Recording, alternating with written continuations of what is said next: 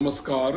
मंदार सुमंगल या यूट्यूब चॅनलमध्ये आपल्या सर्वांचं सहर्ष स्वागत आहे. मी मंदार खळदकर गुरुजी. देवघर या विषयी आपण काही चर्चा करत आहोत. मागच्या व्हिडिओमध्ये मी आपल्याला काही गोष्टी सांगितल्या की देवघरातल्या मूर्तींची संख्या किती असावी, कशी असावी हे आपल्याला सांगितलं. खरं तर आपल्या घरामध्ये देवघर हे असलं पाहिजे आणि देवघर हे स्वतंत्र असलं पाहिजे. ज्यांना शक्य आहे त्यांनी आवर्जून आपण घर बांधताना, घर घेताना आपल्या देवांसाठी स्वतंत्र जागा उपलब्ध कशी होईल याचा विचार करावा. स्वतंत्र जर का देवासाठी खोली असेल तर अतिउत्तम. पण आता जर का सहज शक्य नसेल, घर लहान असेल तर देवघर आपलं जे आहे ते कमीत कमी आपल्या शयनगृहापाशी असता कामा नये. म्हणजे बेडरूम मध्ये देवघर असता कामा नये. बेडरूम सोडून इतर ते कुठेही असावं. आणि देवघर बनवताना किंवा पूजा करताना काही गोष्टींकडे लक्ष देणं आवश्यक आहे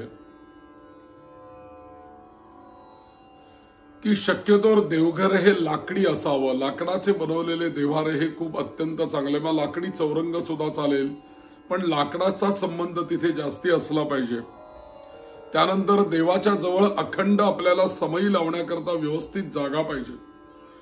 सर्वसाधारणपणे देवाकडे आपण मुख केल्यानंतर आपल्या उजव्या हाताला समई असावी आणि ती अखंड तेवती असावी. आणि देवाच्या पूजेकरता कायम तिळाच्या तेलाचा वापर करावा. तिळाचं तेल हे उत्तम असावं आणि चांगल्या प्रतीचं तिळाचं तेल आणि कापसाची वात त्याच्यामध्ये असली पाहिजे. आणि ज्यांना शक्य आहे त्यांनी अखंड कायम देवापाशी दिवा चालू ठेवावा. सकाळी आणि संध्याकाळी देवाजवळ उदबत्ती लावावी आणि सकाळी आणि संध्याकाळी तुपाचं निरांजनही देवापाशी आवर्जून लावावं. देवघर हे अर्थातच स्वच्छ असावं. देवाला सुद्धा अत्यंत पवित्र निर्मळ वाटलं पाहिजे. आपण त्या देवघरामध्ये गेल्यानंतर आपल्यालाही प्रसन्न वाटलं पाहिजे. आपल्या मनामध्ये चांगले विचार आले पाहिजेत.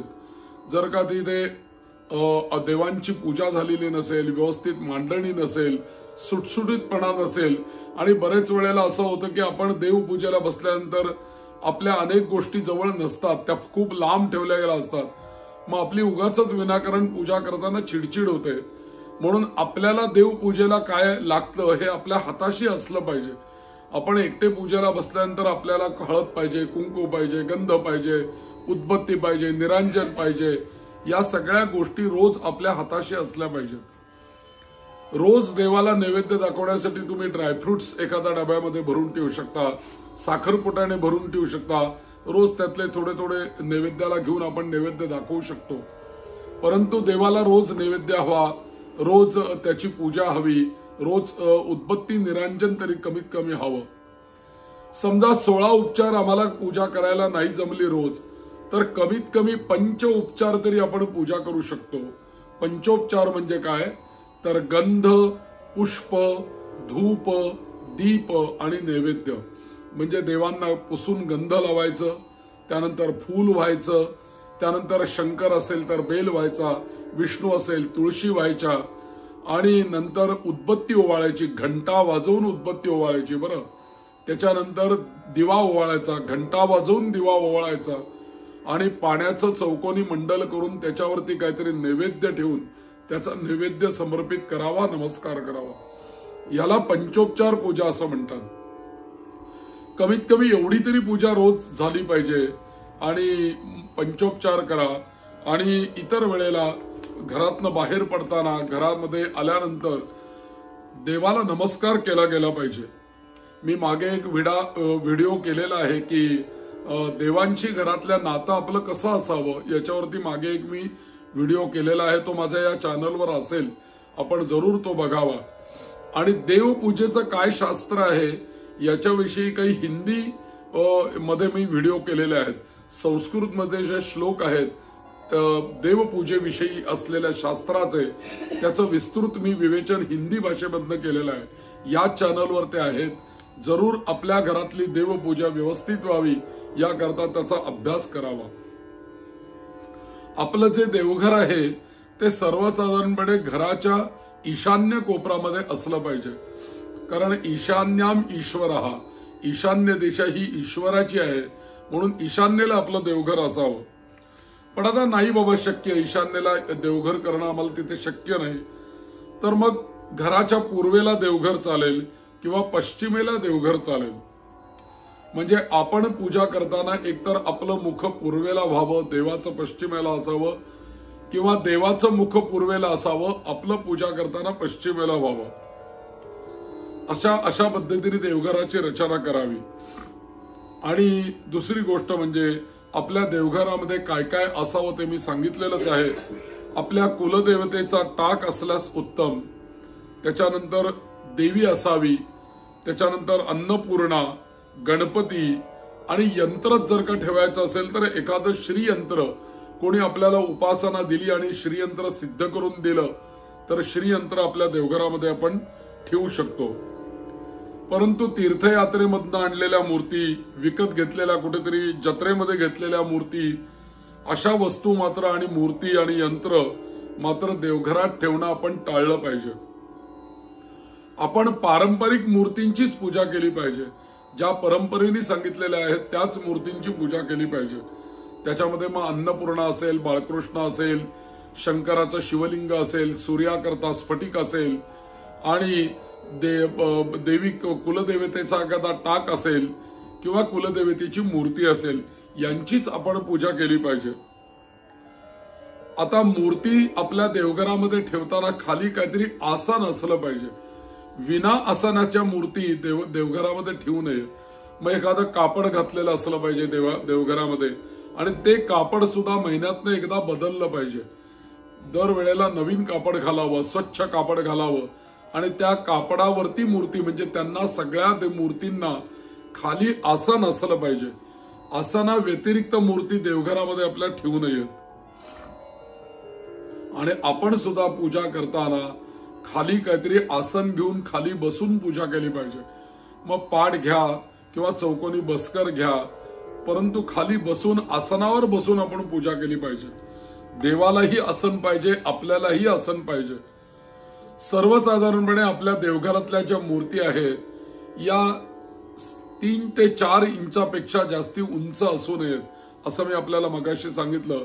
म्हणजे आपल्या अंगठ्या एवढ्या त्या मूर्ती असल्या पाहिजेत. याच्यापेक्षा जास्ती उंच मूर्ती घरामध्ये असू नयेत. उगाचच मूर्ती असताना त्या सुशोभित असल्या पाहिजेत. त्या मूर्तींचे अवयव सगळे चांगले असले पाहिजेत. त्याचे नेत्र चांगले असले पाहिजेत, त्याचं मुख चांगलं असलं पाहिजे, त्या मूर्तींचे हात चांगले असले पाहिजेत, पाय चांगले असले पाहिजेत. सगळे अवयव आणि वस्त्र अंगावरची ही चांगली असली पाहिजेत, ती झिजलेली असता कामा नयेत. मूर्तीचे डोळे झिजलेत, मूर्तीचं मुख झिजलंय, मूर्तीचा हात झिजलाय, आणि आम्ही त्याची पूजा करतोय, तर त्याचं आपल्याला चांगलं फल मिळणार नाही. मूर्ती ही सुबकच असायला पाहिजे. आणि समजा जर का अशी झिजलेली भंगलेली जर का मूर्ती असेल तर ती वेळीच आपण बदलली पाहिजे. त्या भंगलेल्या मूर्तीच्या किंवा झिजलेल्या मूर्तीचं विसर्जन करून तिथे नवीन सुबक मूर्ती आपण स्थापन केली पाहिजे, योग्य शुभ दिवस पाहून. आणि मूर्ती आणताना उगच नाचणारे गणपती किंवा तांडव करणारे शंकर किंवा वध करताना कालिका, अशा ज्या काही मूर्ती आहेत ह्या अशा घेऊच नयेत पूजेला. आणि असे फोटो पण आपल्या देवघरात लावू नयेत. नाचणाऱ्या गणपतीचा फोटो, तांडव करणाऱ्या शंकरांचा फोटो किंवा वध करणाऱ्या कालिकेचा फोटो, असे फोटो किंवा मूर्ती आपल्या देवघरामध्ये असू नयेत. प्रसन्न मूर्ती असल्या पाहिजेत आणि शांत मूर्ती असल्या पाहिजेत. तांडव करणारे शंकर म्हणजे ते शांत कसे असणार? ते उद्विग्न झाले किंवा क्रोधायमान असलेले शंकर तांडव करतात आणि ते भयावह तांडव करणारे आहेत शंकर. मग अशा स्वरूपात त्यांचं आपण कसं पूजा करू शकतो? तर युद्ध करताना कालिका ती राक्षसांना मारते आहे, त्यावेळेस ती स्वतः क्रोधित आहे, स्वतः रागवलेली आहे. अशा मूर्तीचा फोटो ठेवून आपल्याला काय मिळणार? म्हणून फोटो ठेवताना किंवा मूर्ती ठेवताना या सगळ्या गोष्टींचा विचार आपण केला पाहिजे. आणि महादेवांच्या बाबतीत असं आहे की महादेवांची मूर्ती पूजा होत नाही, महादेवांची लिंग पूजा होते. लिंगाच्या स्वरूपातच त्यांची आराधना केली पाहिजे. मूर्तीच्या स्वरूपात त्यांचं पूजन होत नाही. उगाच शंकरांची मूर्ती गणपतीसारखी ठेवली आणि त्याची पूजा केली असं होत नाही. त्याला शास्त्र सांगत नाही. शास्त्रांनी सांगितलंय शिवांची पूजा ही शिवलिंगावरच होऊ शकते. म्हणून लिंगाच्या रूपातच त्यांची आराधना केली पाहिजे. मूर्ती स्वरूपामध्ये शंकरांची किंवा फोटो स्वरूपामध्ये कधीही पूजा करू नये. शक्यतो आपण जेव्हा पूजा करतो त्यावेळेला पूजा करताना आपलं मुख हे पूर्वेकडे असायला पाहिजे किंवा उत्तरेकडे असायला पाहिजे आणि आपण त्याची पूजा करावी असं सांगितलेलं आहे. आणि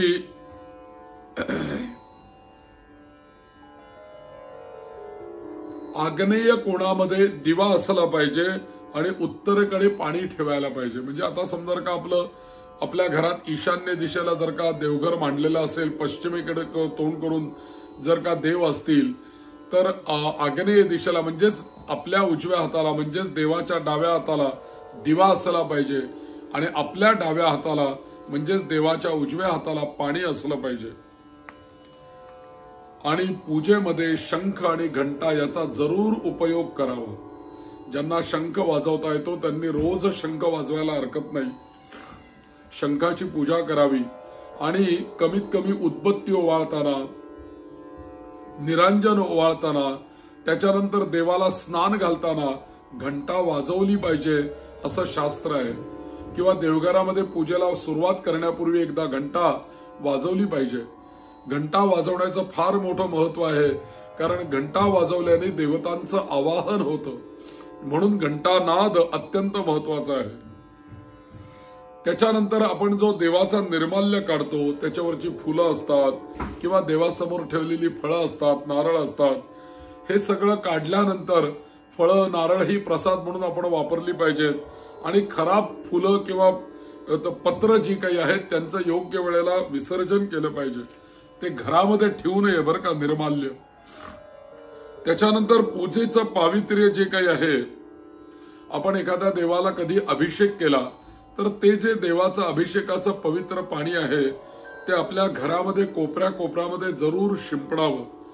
कुठे काही नकारात्मक शक्ती जर का असतील तर या तीर्थाच्या शिंपडण्याने ते कमी होतात. नैवेद्य देवाला दाखवताना रोज गोड पदार्थाचाच नैवेद्य दाखवावा. मग साखर नुसती, खडी साखर, साखर फुटाणे किंवा मग अन्य काही जर का असेल तर गोड नैवेद्य असावा असं शास्त्र आहे. आणि खंडित झालेल्या मूर्तींची कधीही पूजा करू नये. झिजलेल्या मूर्तींची कधीही पूजा करू नये. आणि अशा चांगल्या सुबक मूर्तींची पूजा करून त्यांना नैवेद्य रोज दाखवावा. आता समजा जर का अशा झिजलेल्या मूर्ती असतील, खंडित झालेल्या मूर्ती असतील तर त्यांना अगोदर दही पोहे किंवा दही भाताचा नैवेद्य दाखवावा. आणि सुरुवातीला त्या देवघरातनं बाजूला काढून एखाद्या फडक्यामध्ये बांधून एक 8-15 दिवस बाजूला शोकेसमध्ये किंवा दुसरीकडे कुठेतरी ठेवून द्याव्यात आणि 8-15 दिवसांनंतर त्या जलाशयामध्ये विसर्जित कराव्यात असं सांगितलेलं आहे.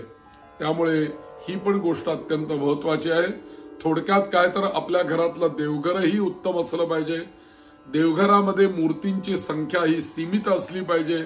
आणि गणपती, हरी म्हणजे विष्णू, त्याच्यानंतर शंकर, त्याच्यानंतर सूर्य आणि देवी अशा 5 देवता पंचायतन आपल्या घरामध्ये असलं पाहिजे. जास्तीत जास्त यंत्र म्हणून तुम्ही श्रीयंत्र ठेवू शकता आणि आपली कुलदेवी कुलदेवाचा टाक घरामध्ये ठेवू शकता. एवढ्या सीमित मूर्ती आपल्या देवघरामध्ये असल्या पाहिजेत आणि त्याची रोज पूजा केली गेली पाहिजे. पंचोपचारही पूजा करू शकता, षोडशोपचारही पूजा करू शकता 16 उपचारांनी. कधी मध्ये त्याला अभिषेक करावा. आपल्याकडे प्रत्येक देवतेचं सहस्रनाम उपलब्ध आहे. माझ्या या युट्यूब चॅनलवरती मी देवी, शंकर, विष्णू, सूर्य सगळ्यांची सहस्रनामं ठेवलेली आहेत. सहस्रनामावल्या ठेवलेल्या आहेत. आपल्या घरात तांदूळ भरपूर असतात. तांदूळ घ्यावेत एका कुंड्यामध्ये आणि शंकरांना केवळ पांढऱ्या तांदूळाने 1000 वेळेला तांदूळ व्हावेत. आणि गणपतीला थोडेसे तांबडे करून तांदूळ घ्यावेत. तांबड्या तांदूळाने गणपतीचं अर्चन करावं. थोडीशी हळद लावून पिवळे केलेल्या तांदूळांनी विष्णूंचं अर्चन करावं.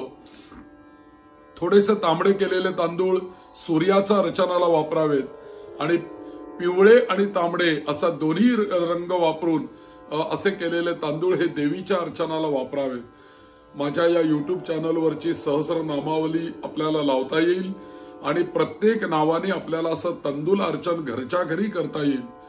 असं केल्याने होतं काय, 1000 वेळेला तांदूळ त्या नावाने वाहत गेल्यामुळे त्या देवतेमध्ये 1000 कला, 1000 शक्ती आपोआपच आपल्या घरातल्या मूर्तीमध्ये संक्रमित होतात.